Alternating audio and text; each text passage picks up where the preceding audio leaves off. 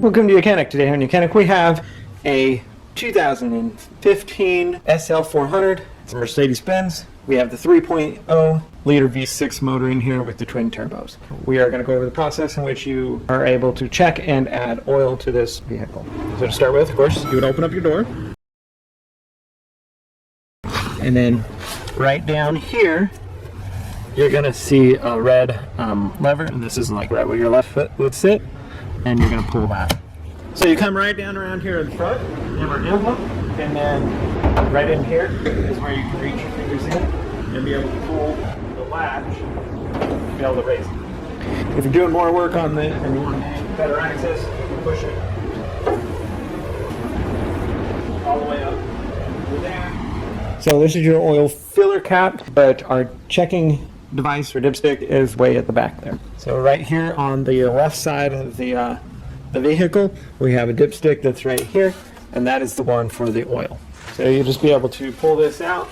You're gonna clean it off, insert it back in, and best to do this on a decently level surface so that you can get the best reading to know your level.